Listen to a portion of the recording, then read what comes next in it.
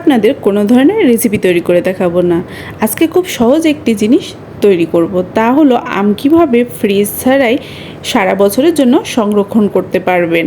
এইভাবে যদি আমরা সংরক্ষণ করেন সারা বছর ধরে আম কোনো ধরনের ছত্রাক বা নষ্ট হবে না। তবে চলুন কিভাবে আম সংরক্ষণ করছি এই প্রসেসটি দেখে নিই। প্রয়োজন মতো জল ফুটিয়ে নিচ্ছি।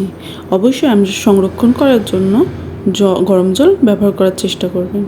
এখানে নিয়েছি 3টি আম। আপনাদের পরিমাণ অনুযায়ী আম এখানে সংরক্ষণ করতে পারবেন। আমগুলো ভালো করে পরিষ্কার করে ধুয়ে নিয়ে আমি একটি পিলারের সাহায্যে উপরের খোসাগুলো ছাড়িয়ে নিচ্ছি।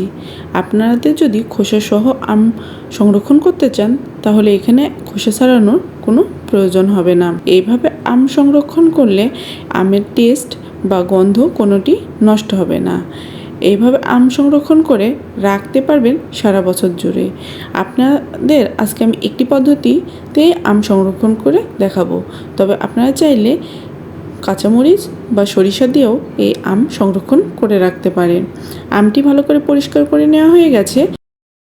আপনাদের পছন্দের যে কোনো শেপ অনুযায়ী আম কেটে নিতে পারেন। এইভাবে আম সংরক্ষণ করে তাজা কচকচে আম খেতে পারবেন সারা বছর জুড়ে। তবে আমটি সংরক্ষণ করার জন্য অবশ্যই একটি জিনিস খেয়াল রাখবেন, তা হলো আম সংরক্ষণ করার জন্য সবসময় ঠান্ডা স্থান দেখে রাখতে হবে। এতে করে আমগুলো ভালো থাকবে। কখনোই চুলার পাড়ে বা গরম জায়গাতে রাখা যাবে না।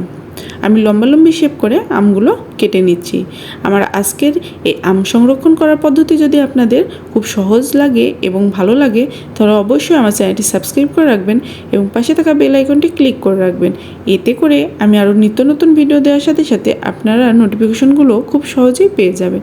আমি চেষ্টা করি নতুন নতুন ভিডিওগুলো আপনাদের সামনে সহজভাবে উপস্থাপন করার জন্য।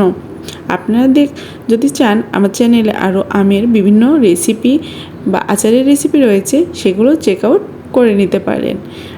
বা আপনাদের যদি কোনো রেসিপির রেকমেন্ডেশন থাকে আমাকে কমেন্ট বক্সে জানাবেন। আমি চেষ্টা করব সেই রেসিপিটি আপনাদের খুব সহজভাবে তৈরি করে দেখানোর জন্য। এক এক করে সবগুলো আম কেটে নিচ্ছি। আমগুলো আমার কেটে নেওয়া হয়ে গেছে। এখন একটি কাচের পাত্র নিয়ে নিয়েছি, তাতে দিয়ে নিচ্ছি 2 চামচ লবণ। অবশ্যই আমগুলো সংরক্ষণ করতে হবে কাচের পাত্রে, এতে করে আমগুলো বেশি দিন ভালো থাকে। এখন দিয়ে নিচ্ছি আগে থেকে ফুটিয়ে হালকা ঠান্ডা করে রাখা জল। এখানে জল একদমই ঠান্ডা করে নিয়ে দিয়ে দিচ্ছি কেটে রাখা আমগুলো। আর এখানে আমি 1 চামচ চিনি ব্যবহার করেছি, যেটা আমার স্কিপ হয়ে গেছে। হালকা চিনি এবং লবণ দিলে আমের টেস্টটিও ভালো থাকে এবং আমের যে টক ভাব সেটিও অনেকটাই কমে আসে। জলের মধ্যে খুব ভালোভাবে আমগুলো রেখে মুখ বন্ধ করে রেখে দেব সারা বছরের জন্য। আশা করি আজকের এই ছোট্ট ভিডিওটি আপনাদের কাছে অনেক ভালো লেগেছে। আজকে এই পর্যন্তই। নতুন একটি রেসিপি নিয়ে হাজির হয়ে যাব। ততক্ষণ পর্যন্ত সবাই সুস্থ থাকবেন, ভালো থাকবেন। ধন্যবাদ সবাইকে।